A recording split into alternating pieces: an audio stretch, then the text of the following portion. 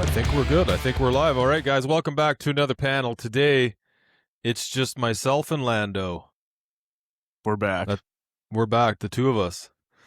And we're the two best friends that... I knew it was coming. I knew it was coming. Enough of that. Real quickly, guys, make sure if you guys want to get in this month's giveaway, which is a Vortex Bino Harness, comment on these shows. Now, all you got to do is write in anything you want us to talk about, any questions you have. If it gets picked, you're going to get put into a draw. It's that simple. Draws are 20th every month. Going to be some good stuff. So write comments in. This is a live podcast if you're listening or watching later. So here's the deal, guys. So like we talked about before, the Hunt panel is now no longer on Hunt Source Radio. Sorry, I'm fighting a little bit of cold here. The panel is no longer on Hunt Source Radio. Like we talked about, it is on the panel page only. So make sure you guys are following that on whatever podcasts you're listening to. Now, the Hunt Source panel is not a podcast, so figure that out. If you want to get technical, we'll do that another time. But also, all the panels are going to be switching over, and they're going to be on the panel YouTube page only. So make sure you guys subscribe to that channel too, please. Really appreciate it. Yep, the Hunt panel. The Hunt panel on YouTube. So head on over there. If you haven't already, subscribe and follow along. We got some good stuff coming up down the pipe twice a week, Tuesdays and Thursdays. Don't miss it. Yep. If you miss it, you could just watch it later. Let's get real. That's true. It's not going away. It's going to be there for a while. Yeah. Okay, today's questions. Are image stabilizing binos worth the money? Hell yes. Yep. Mm-hmm. Move on. Next question. Done. Online hunting courses. We've seen a lot of these lately. Is this a new age fundamental tool or just a money grab? Knockoff hunting gear. Hoax or bargain? Pro tip, how to improve groups at further distances, rifle and archery. And in BC, some crazy stuff coming out of British Columbia here. There was a biologist fined for doing a caribou study. We're going to get into all that. We're leaving that one for last because I think that one's going to drag out a bit. So are image stabilizing binos worth the money? 100% yes, but we're going to talk about why. We're not just going to say they are. We're going to explain why they are. Now, I've run Swarovskis. I've run Vortex UHD, HD, Vipers. I've run some Leopolds. I've run some no-name brands. I've run some Nikons. I've run... Oh, my goodness. I've run a lot of different types of binos. And if you want just pure clarity, field of view, it's tough to beat the Swarovskis. It really is. Yep. I was going to say those and the Leicas, man. They're those babies. I've never used Leicas. Like, I have looked through Leicas. I've never actually owned a pair. And I feel like you have to, it's like a wife. You got to try it out for a while before you find out if you like it or not, right? You got to test drive it. Absolutely. Return policy is a little tougher on those guys, but yeah, on the wife, it's a little harder to return it once you're in. I mean, you can do it, I know a guy. Yeah, Eddie down in Vegas. You do annulments here? yeah, breaks my heart, but Hangover anyway. reference. Yeah, if you haven't seen The Hangover yet, make sure you do. Great film. Like those top tier glass makers, and like they are known for making top tier glass. If you're going for that clarity, that field of view, yeah, it's a different level at that aspect. But I feel like that ability to not move as much, next to not at all, with the image stabilizing, man, it is. I remember when I first got, or first actually was I didn't even purchase them yet. That would have been like 3 or 4 years ago. I tried a pair of SIGs, and I was blown away. Yeah, I mean, here's the deal. I think every optic company within the next year or two will have their own set of image stabilizing binos. All of them, including Swarovski's. I think Swarovski, when they do, theirs is going to be next level. And I imagine they're probably going to be around $10,000 Canadian, because those NL Pures I have, I think the last time I checked, those have a price tag of like $4,600. You sprinkle a little of that tax on top of there and some shipping. Yep, maybe well over five. duty, a little tariffs. Yeah. Why not? While you're at it, why don't you just throw a little bit more on there? But you're well over $5,000 for a set of binos. Yep. Are you a tripod glasser with your binos? I used to utilize my spotting scope as like a base to put my binoculars on. Oh, so you put your binos basically on your... have your tripod lined up with your spotter, and if it was the 90-degree one, roll it to the side, and then rest your binos on that after you basically acquire something. Not a lot of room for me to move my hands here. But that would be like I was scanning by hand, like framed up.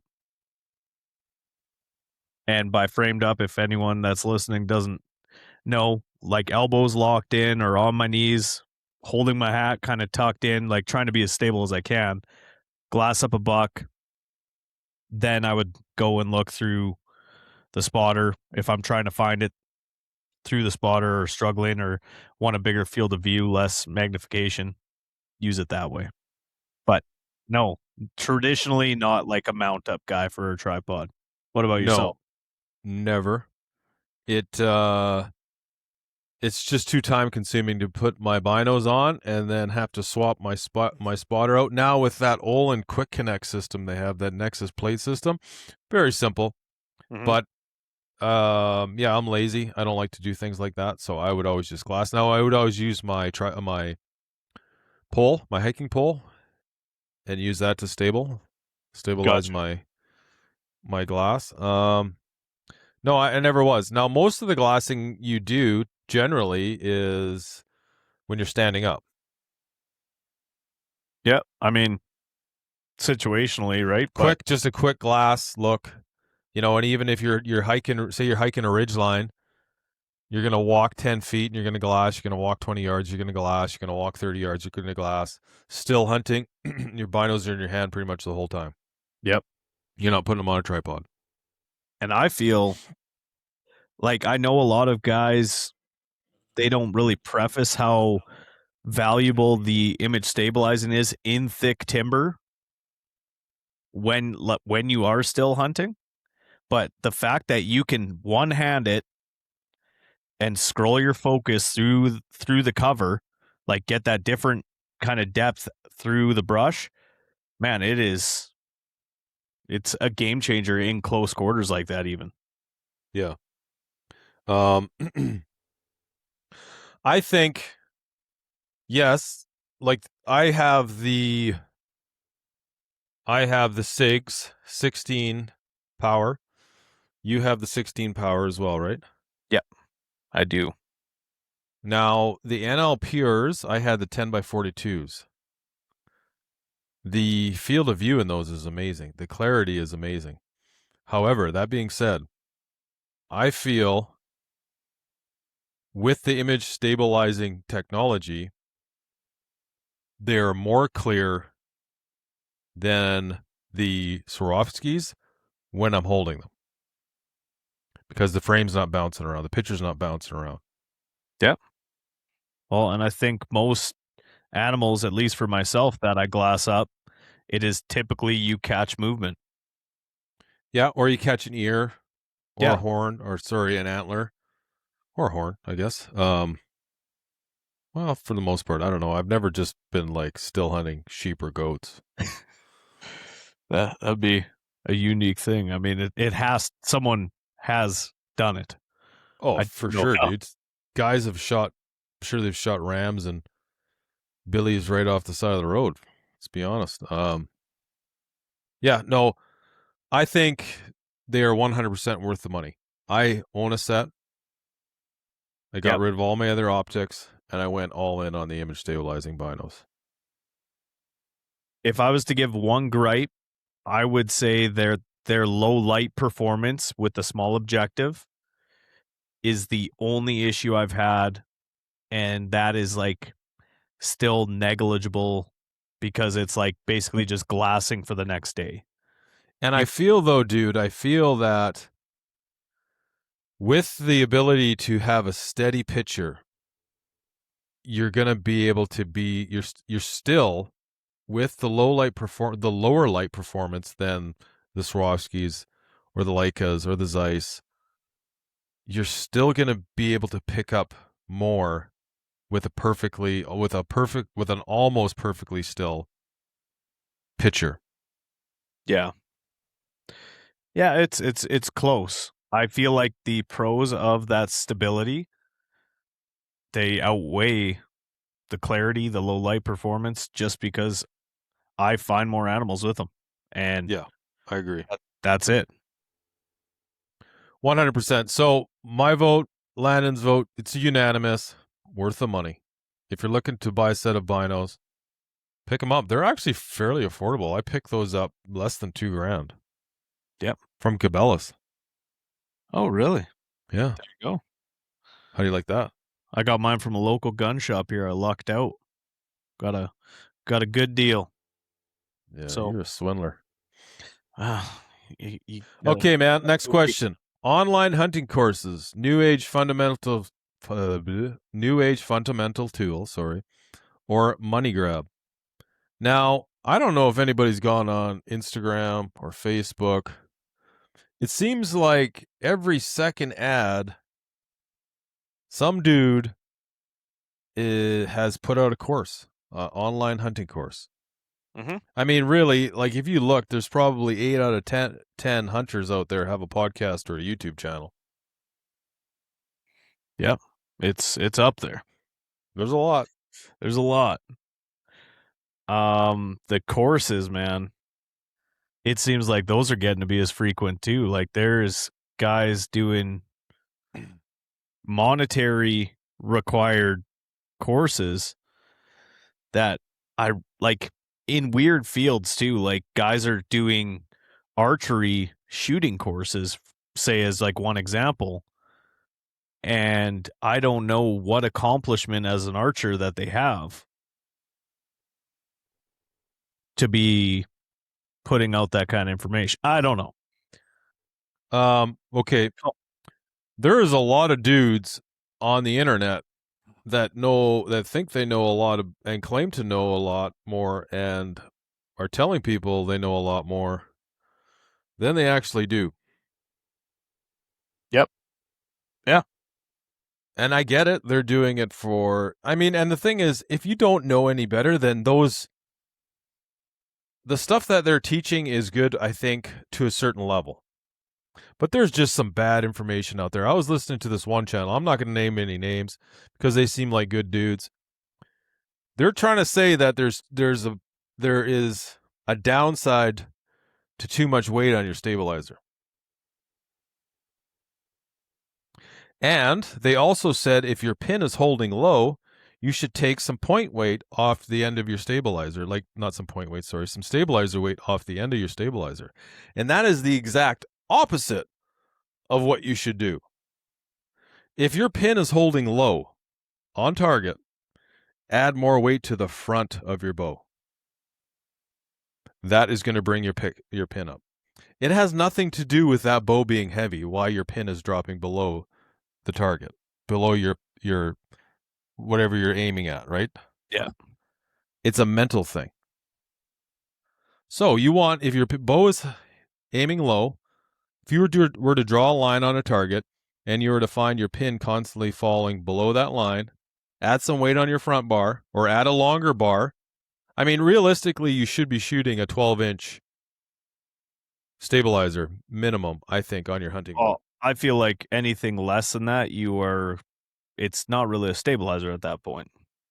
No, it's just there. I think once you go to a longer stabilizer, you really understand the benefits of how well it actually stabilizes your bow.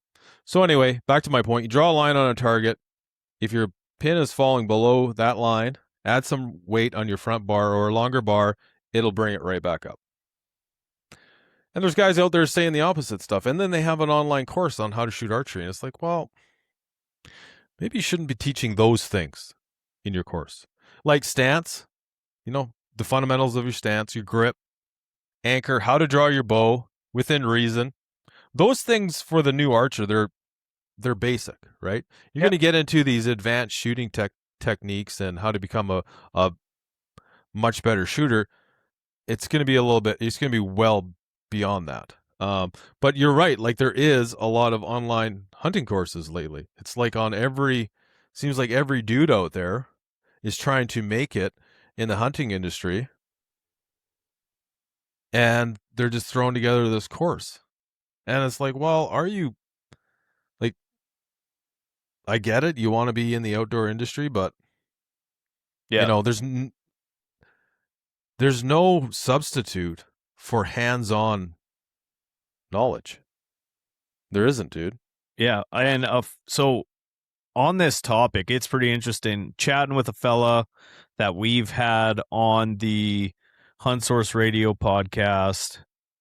Like we said, we'll keep names out of this, but he's doing a course now because he did a podcast with another individual that was picking his brain about all the details on a specific species that he's been very successful in harvesting.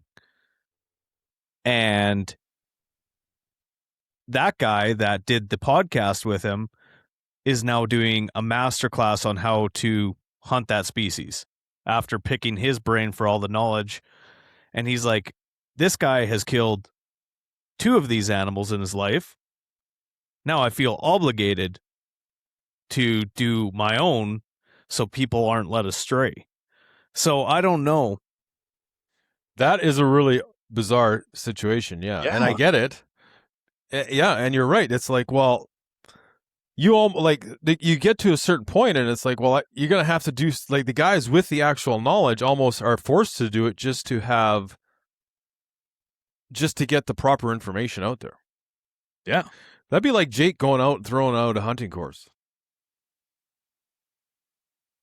Yeah. I mean, just because you've talked to people about it and you've maybe did a lot of research, in my opinion, it's just like you could take it to trades.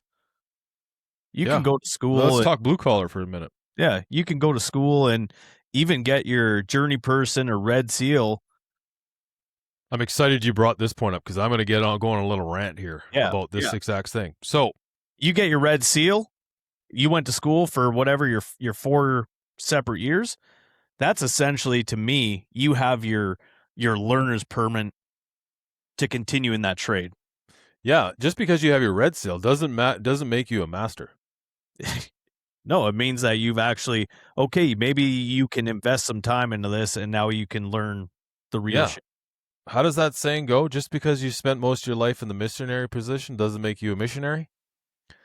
I've never heard that, but I am going to write that down, possibly get a tattoo. Okay. Masonry. I am a mason. Masonry is a red seal trade. I have my red seal. I didn't learn a damn thing taking my red seal ticket. I learned it being in the trade for over 20 years doing it. For over 20 years owning my own business doing it. I have had guys that work for me in the past that come to work for me. They are as green as a leaf on a tree. They come in. They don't know what anything is. They don't even know a saw blade. They don't know how to mix mortar. They don't know anything. They work their way up. They work hard as a laborer. Then we start putting them on the tools. Okay, here you can start putting paper and wire on. We'll teach you how to do a little bit of flashing. They don't understand structures. Masonry is a structural trade. They don't understand building envelope.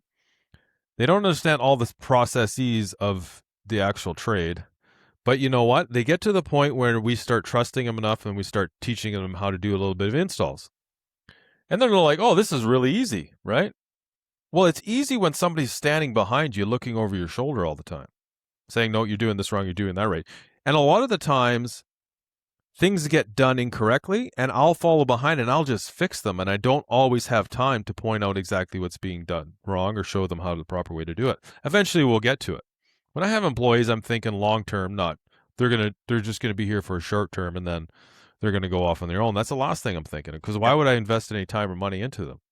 Absolutely. So then what happens, as soon as they get a little bit of time on the install, they figure, hey, I can do this. I could go work for myself and make X amount of dollars, and this is great. So they go out, they start talking to some builders. They're saying, hey, I don't have any credit. I don't have any accounts anywhere, but if you buy the material, I'll put it on for you, and I'll charge you half or 75% of what my old boss was charging. And their builders are like, okay, great. Yeah, I remember you. You were doing all the installs. The builder drives by. They see him doing the work. And they're thinking, okay, great, no problem. And then I get a call 2 years later saying that there's a water leak or the stone's falling off or the brick is cracked or something like that. And you're like, well, this is what happens when you hire an imbecile to do the job. Yep. And I mean, obviously this is a lot heavier than just an average online course, because in the worst that's going to happen, you're going to go out. I mean, the worst that could happen is you can give somebody a false sense of security or knowledge, and then they go out and they get stuck and they actually put themselves in a situation where they're not equipped to handle that. You know, It's not like John Barklow's giving like if John Barklow's talking, then you listen. But John Barklow is 60-something years old. The dude who was a military man, he taught Navy SEALs. The government they hired him out to teach people to teach Navy SEALs. So that's a unique, there is guys out there that are vetted who you listen to when they speak. Yep. A lot of these guys doing it, I don't feel they should be selling that information. You want to give it? Fine. That's your opinion. No problem. Yep. Absolutely. And at that point, you can take it where it's coming from. I mean, I feel like when you put a price tag on something like that without any credentials readily available, I mean, why? It comes down to that. If we roll it back to a trades thing, why would you pay someone journeyman rate if they have zero references, they have, no work experience that they can actually prove? Why would you give them that rate? Mm-hmm. Yeah, exactly. And you wouldn't. No, exactly. You wouldn't. And it's not, if you were a guide for 15 years, 20 years, then yes, okay, for sure. You're equipped, right? You are knowledgeable enough to be sharing information. If you're just a guy that's gone out, he's not even a lifelong hunter.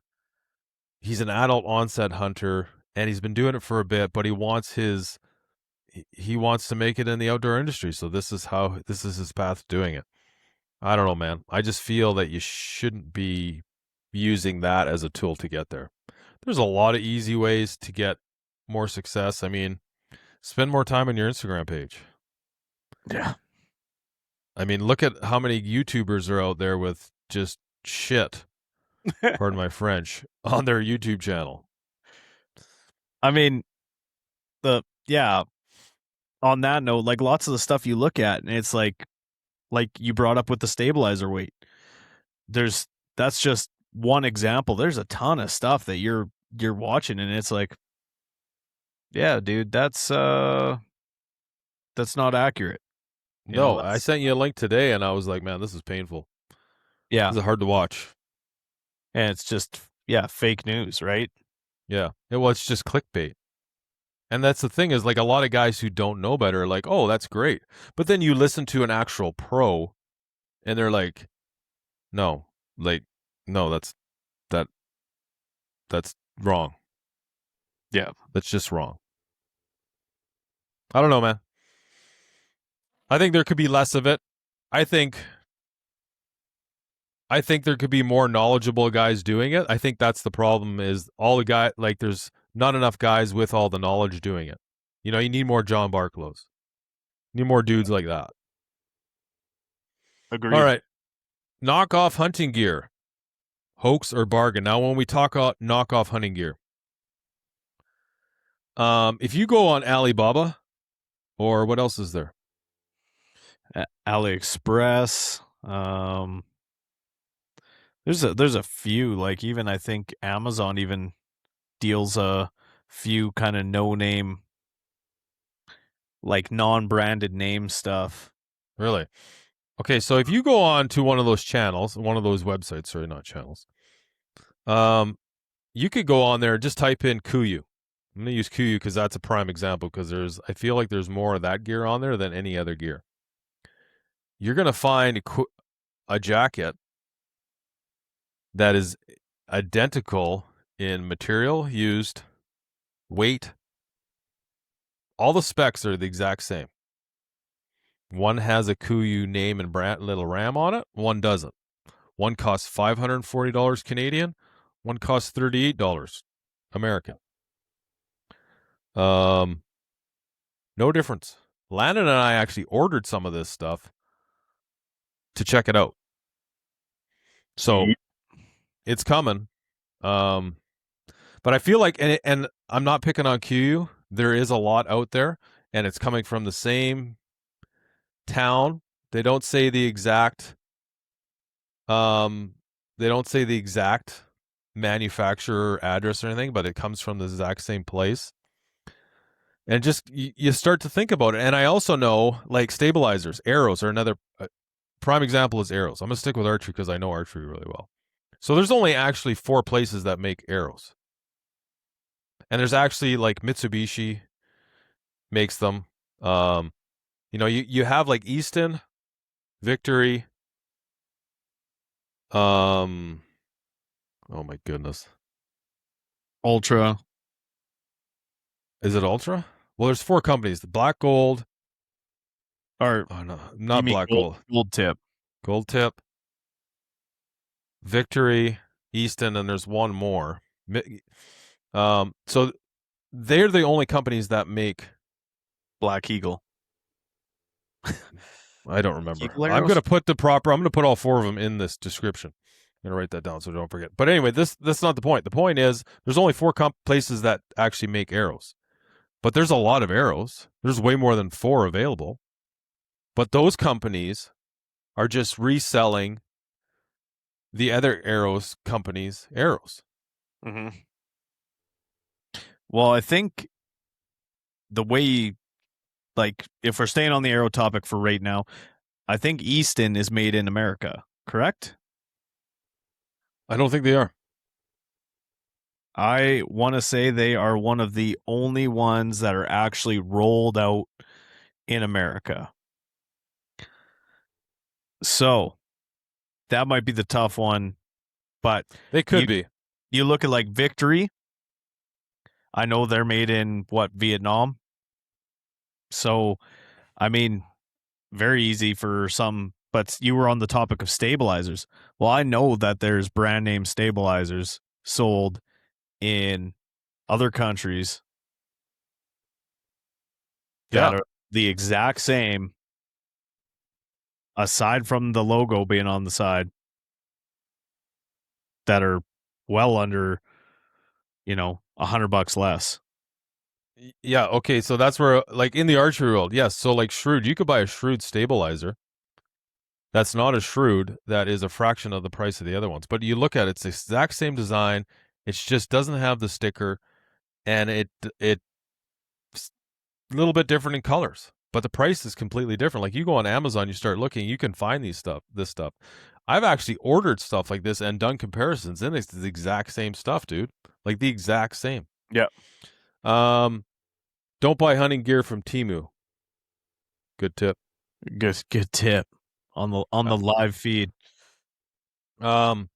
Yeah. So anyway, to the question, going back to this question, knockoff hunting gear. We're talking about hunting gear, hoax or bargain.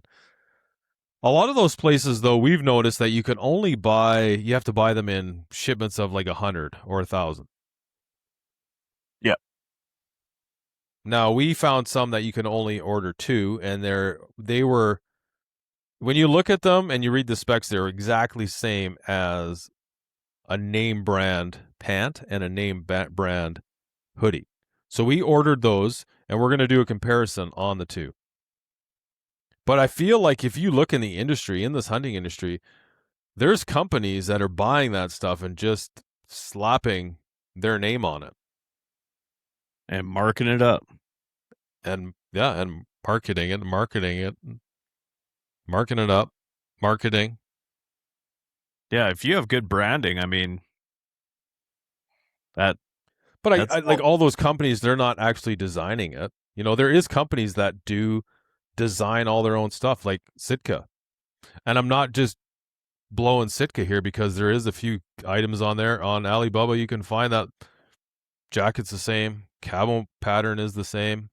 Yeah, just doesn't have the same logo. I think these companies, like I think Kuiu and I believe Sitka, they are fully designing these products. But then you send them over for manufacturing somewhere in Asia. Right.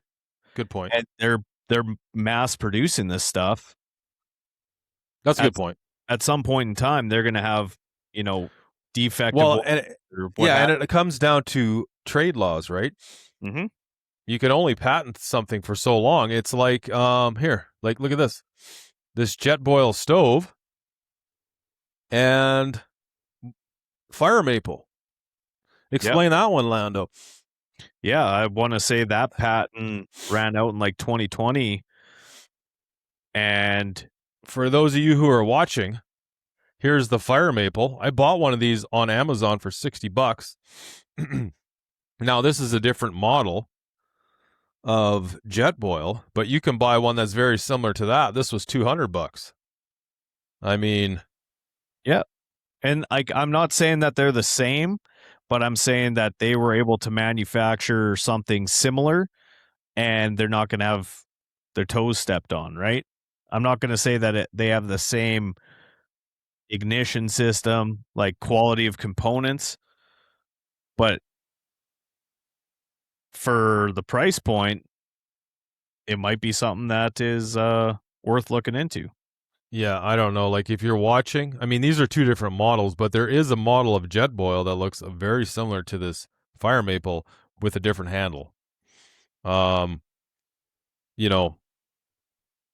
very similar. $200, $60. Yeah. I feel interesting. like, to the point of this topic, I feel like depending on the item, a guy can get away with a more budget-friendly or kind of knockoff thing, in a sense, because to be realistic, a guy can go out and you can have success hunting in a pair of frickin' blue jeans. Oh, dude, you totally can't. I've killed more things just in my regular clothes than, anything else. I never used to wear Sitka or First Light or any of this fancy stuff that I wear now. Is it nicer? Yeah. It definitely is nicer. 100% it's nicer. It's made for a reason. It's made to be more comfortable and nicer for sure. You don't need it. Anyway, that's an interesting topic. I don't really think there's a question there. That's just a topic. Pro tip: how to improve groups at further distances. Archery and rifle. What one do you want to hit on first? Well, we were hitting the I don't feel like I'm very I don't feel like I have any authority or any right to speak about long range rifle shooting. I mean, I can shoot at 40 yards. I've killed animals, goats and stuff at 400 yards. Did I say 40 or 400? Both. I can shoot at 400 yards, no problem. I understand how turrets work for the most part. I rifle hunted for the majority of my life, pretty much all of my life. I just Yeah, I don't know. I I did think there's a genuinely, I believe there's a lot of carryover between the two in between my archery and rifle shooting, rifle shooting.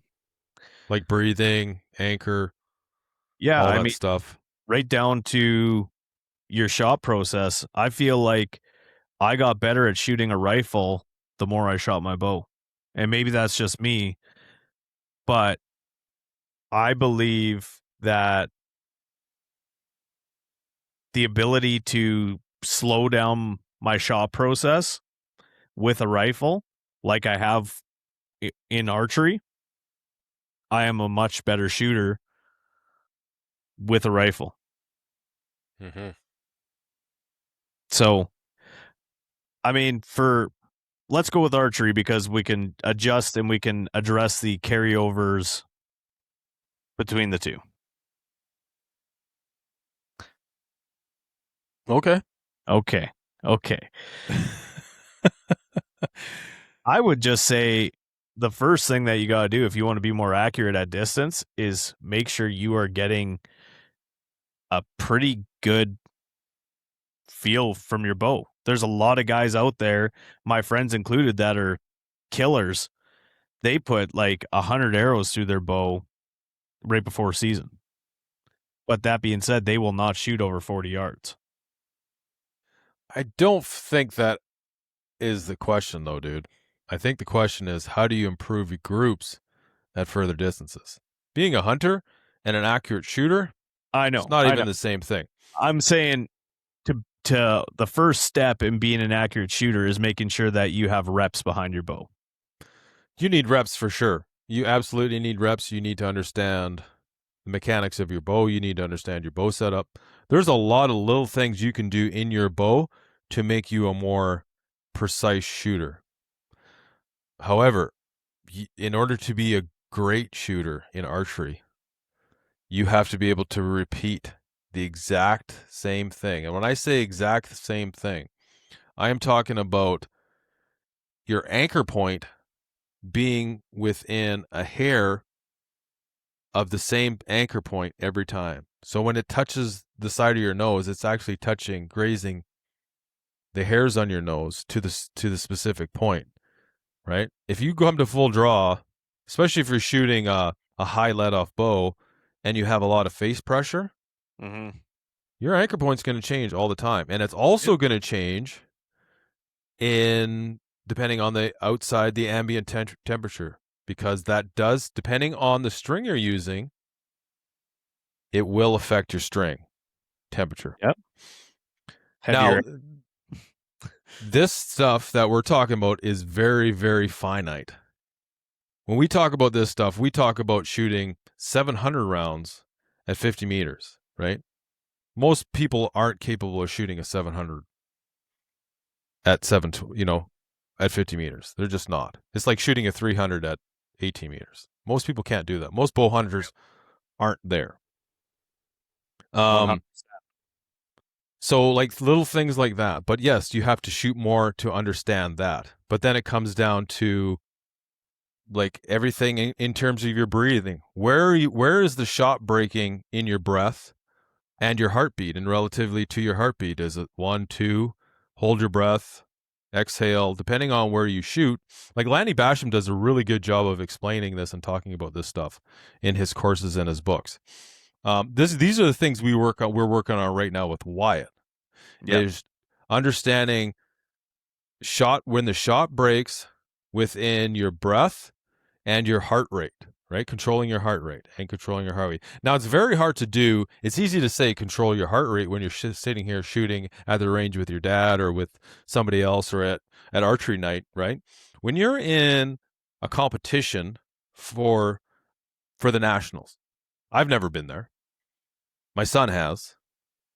When you're there, it's easy for me to say, you have to do this. Now, I've been in a lot of high pressure situations. That's one thing I love about hunting. It simulates those a lot. And I've talked to Kyle Douglas about this more than once, and he's talked about the nuances between shooting for winning Vegas or shooting when a bull's coming crashing in on you, right? He says they're very similar.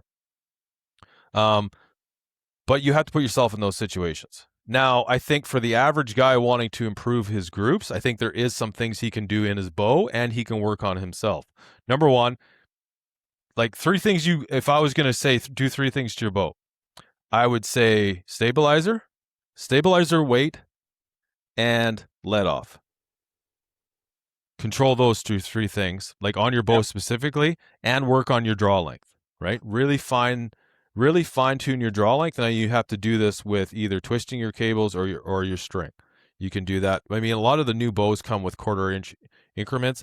If you're running a Matthews, that Bedford system that he has, you can control your let off more with those, and you don't have to buy new mods. It's great. I'll put a link up if you haven't used. Yeah, those are great. He actually has a new revised set he sent me. They're a little different.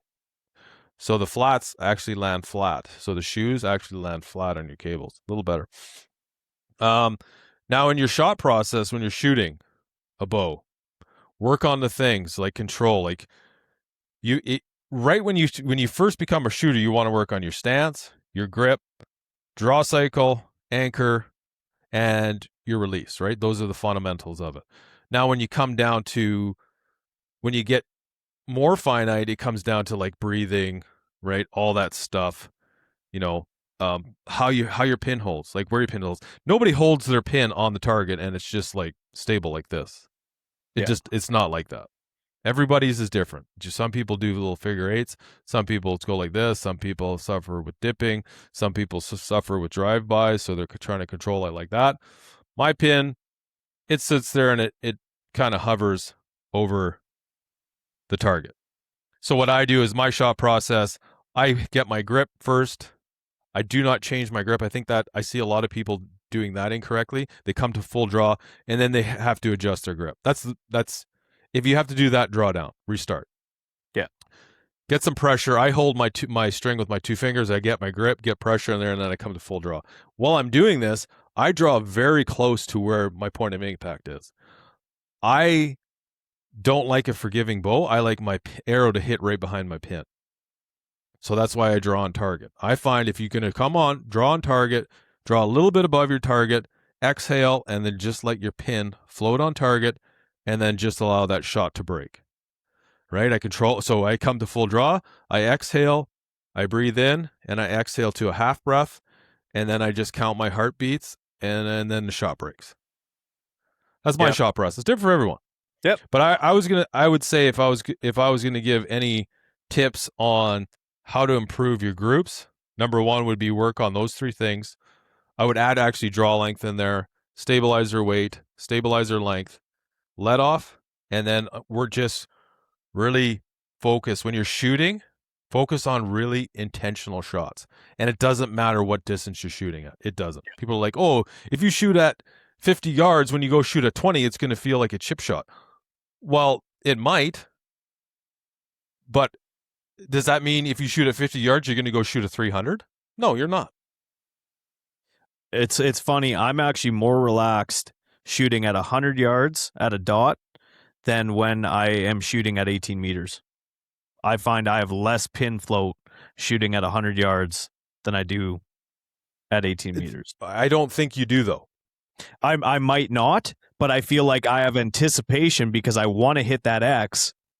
Whereas I think you don't see the target as clear. I think if you were to put a lens in your bow, you would see your pin go like, you'd be like, holy crap. You know what I mean? But even not even so much. Pin float is a bad term that I misused. I would say that I have to really focus on my execution. I have to be like really more intentional with my execution shooting 18 meters than I do when I'm just trying to hit a dot at 100. If I'm saying that. Well, for sure. Yeah, I get that, because shooting at 18 meters, hitting an X at 18 meters is harder than hitting, aiming at a dot and being like, well, that's pretty good at 100 yards.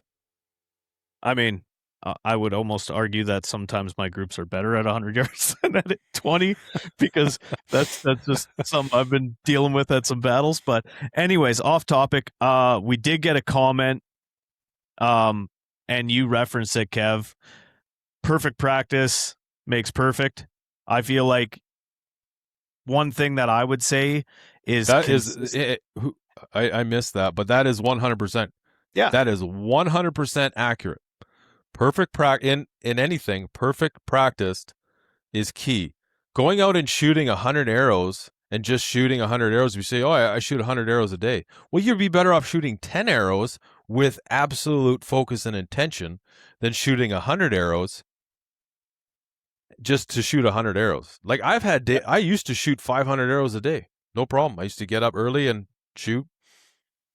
Yep. And I mean, I don't shoot as much as I used to. I'm also not as good as I used to be. I used to be able to bang way better scores out than I could bang out now. And I've always just used my hunting bow, my hunting arrows, nothing special, right? I mean, I can still shoot fairly good for the amount I shoot. Yep. I would say, like, if I was to focus on a couple things, would be what you prefaced on with the anchor. It falls right into that consistency. It doesn't matter. Like, yes, you see a lot of guys, they grab their bow and then they're sticking their fingers out and playing with their hand. I feel like you're doing yourself a disservice doing that. I mean, whatever floats your boat, and everyone shoots a bow different. I do not activate my release the same way you do, Kevin. No, with your grip, there is drawbacks to that float, because even if your pinky is up like this, if you're listening and you're not watching, you should watch, because it's easier for me to show you than explain. But say you shoot, and my son and I, we went through this exact thing. Every once in a while, his pinky would go like this, right? Like, I've taught my kids to shoot your bow, the outside of your bow on your lifeline, and just touch these two fingers together on the inside of your riser, right? Tuck these fingers in like this and relax them. Don't grip them, relax them. And then every once in a while, this pinky would come out like that. Well, the problem with that now is he has pressure on the outside of his hand. And that what that is doing, that is inducing, if you're going to have pressure out here, it's going to be relieved or added somewhere else in your hand, right? And then you'd see that, and he'd get a little bit of bow torque. And you can actually see the arrow in mid-flight do some funny things. Because when we set that bow up, it was shooting bear shafts perfectly at 40 yards, right? And then so, like, little things like that make. But again, like, we're not talking the average bow hunter shooting. We're talking high level archery. Yeah, high level target archery. Yeah. But a lot of those things can carry over. So if you just do these things consistently, you're going to be a better archer. We're shooting even less, right? But just focus on, like our boy here said, our homeboy said, practice with intention. I think that's the best piece of advice. 100% from the listener, the watcher. Now with with rifle shooting, I feel like a lot of that transitions into rifle shooting. Like you said, I don't shoot a rifle very often. But I feel like it's all the same, you know. I feel like you got to work on those little things. Well, even down, like, I was going to say, blank bailing, working on your form can help a lot with your shot process. Same thing with rifle shooting. If you, like, dry firing your gun and just running through your process of how you pull your trigger, it will make you a better shooter. Yeah, and that's a good point too with like blank bailing with archery. Some days, if it's dark already and I got to get to bed, I'll go in there and I'll shoot 10 to 15 arrows, and I'll just close my eyes and blank bail. Because a lot of the times too, where your arrow is hitting on the target isn't a reflection of how good your shot was when it broke. Yep. There's a lot of things in your arrow that could be impeding what your score actually is. Agreed. Okay, let's get into this stuff in BC. So in British Columbia, there was a biologist. I'm going to pull this up here. This is very interesting. BC biologist disciplined for hunting caribou after shooting clips to collect hair DNA samples. Okay, so this comes down to, like, where's the definition of hunting? Now, this dude, it even says his name in here, Doug Hurd, a former provincial government wildlife biologist and adjunct professor. Adjunct professor, pretty sure it just means part-time professor. At the University of Northern British Columbia, has spent the past decade working to restore endangered caribou herds at Kennedy Siding, a 223-hectare section of critical habitat for threatened woodland caribou located southeast of Mackenzie. Very familiar with this area. Very. His method to collect caribou hair for DNA samples were determined to be illegal. So, on November 7th, 2024, herd was caught by the Ministry of Water, Land, and Resource Stewardship staff on a live webcam using a device described as a cable caster to shoot small clamps, referred to as alligator clips, with the intention of collecting hair for research at a feeding station. Now, he had permits to do so. He had permits from the ministry to collect DNA samples from hair and fecal pellets. He was not allowed to remove the hair from the animals directly. That is interesting. So he didn't have permission to remove it directly. Okay, he had a permit to collect samples through hair, patches I think there's a series of different methods that biologists use to, it's like a cable catcher kind of thing where they go by and it pulls hair off as they rub up against it. Okay, but how is that any different than just a clip? That the hair's being pulled off the animal, whether you're doing it or you're rigging something up to do, like a trap of some sort to do. I mean, it doesn't. There's absolutely no differential there. But then you get. It depends who you're talking to. You can talk to. What's interesting? Can I just cut you off here for a sec, dude? Go ahead. A lot of the headlines centering this specifically said BC biologist fined for hunting caribou. That's the first one I seen. Yes. So there's a whole bunch of crap floating around the internet that says that this dude, what did I say his name was? Doug Hurd, was caught hunting caribou that are not allowed to be hunted. And then you read into it. No, he had this little mechanism that shot little tiny clips out and caught the hair of the animal and had collected hair samples for research data that he needed to conduct studies on how to save the species. It's not like he's tranquilizing them. And they do tranquilize. They do it 100%. 100% they do. Ben Burakoff, he does it. He does it on sheep. He used to do it on caribou. I don't know if he does it anymore with caribou. There's actual government-funded studies that they do these specific things. They fly around in helicopters and they net them, and then they hold them down and they tranquilize them. They put collars on them. How is that worse than doing what they're doing? Yeah, I mean, and even like you said, when you put those things up that pulls the hair off the animal, how in the heck is that any different? This is why I don't like. What I really don't like about this is the fact that they framed this as he was hunting, which he was not hunting. Hunting is harvesting. Yeah. Now it's for some reason it's gotten, bastardized into this just killing for sport or killing for death. And I think, maybe we had something to do with that. Maybe hunters are partly to blame in that. Who knows? We can get into that as another question, grip and grins. But the reason I really don't like this is a lot of the work that biologists do is volunteer work. They volunteer their time, they volunteer their dollars and their knowledge to help with these studies. Because a lot of them, especially in British Columbia, in Canada, there's not a lot of money for these for these programs. I mean, they are government funded, but the government doesn't put nearly as much money as it should into these programs.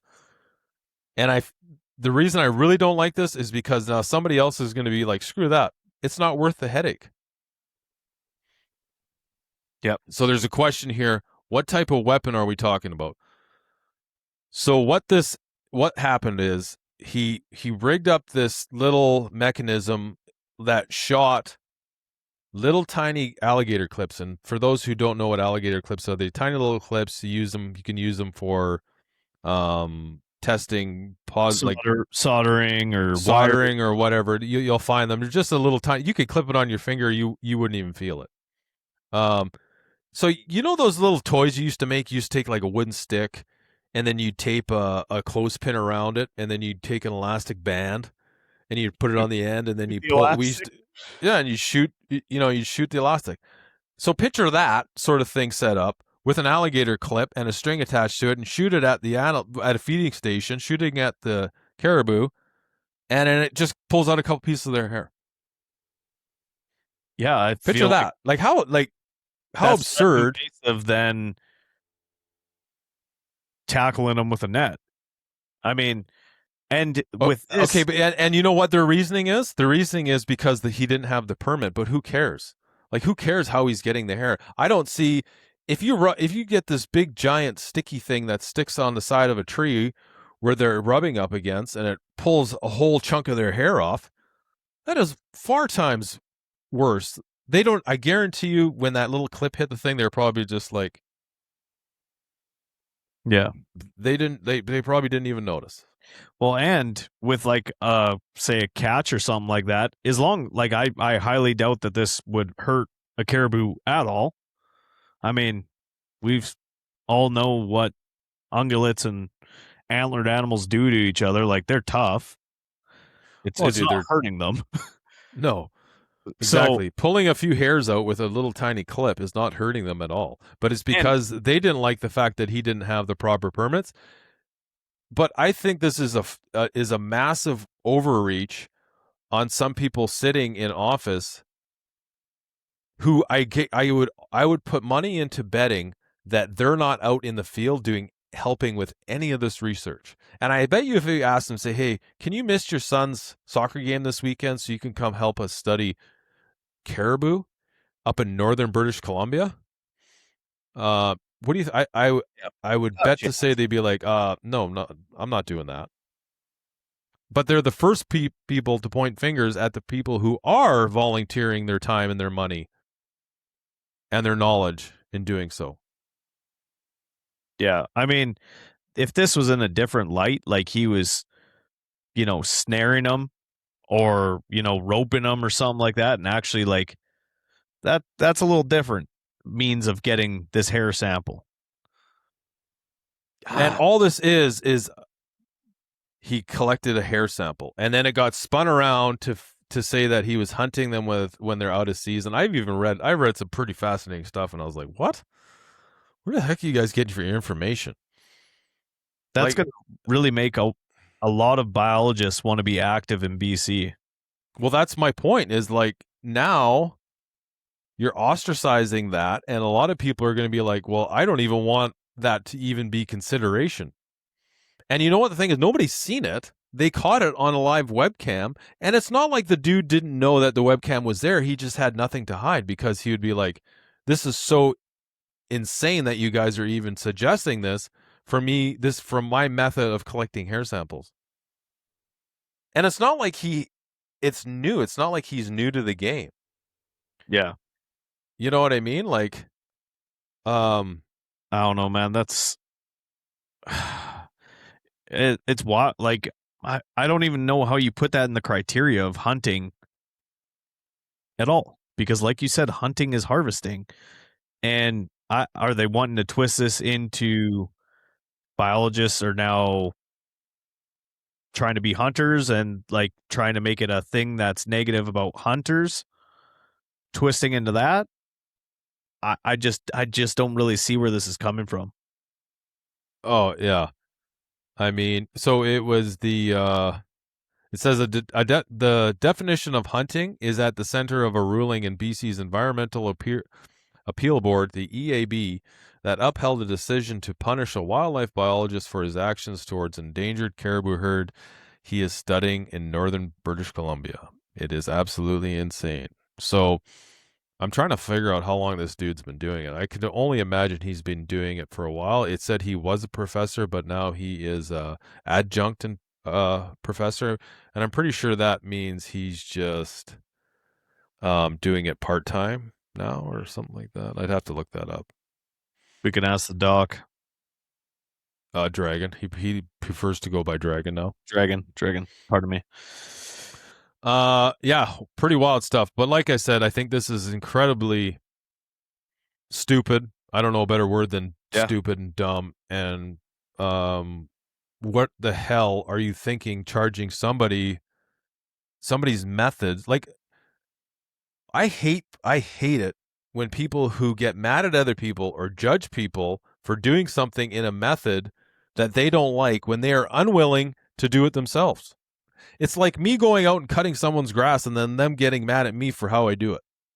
That shit drives me freaking bonkers, dude. I hate it. Yep. I don't know. Like, again, I do know my wife does that shit to me all the time.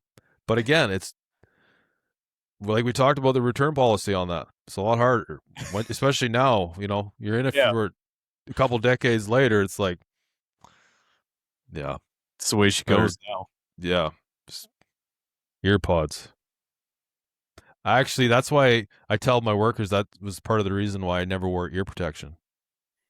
Deliberately going deaf just to block that out. No, I'm joking. Love my wife. Okay, yeah, ridiculous. We're going to wrap it up. To the panel, Landon Fiddick on Instagram, Kevin Altoy. Make sure you guys get those questions in. I mean, you guys want to win some cool stuff or what? I don't know. It seems like we can't give this stuff away. Question. Hit a question. Subscribe. Boom. Send you shit. Subscribe or just comment in the comments and subscribe and you're in. It's that simple. Win free stuff. Boots, spinal harness, black gold sight. Yeah. Swag. Right on. All that cool stuff. All right, buddy. Talk to you later. Later.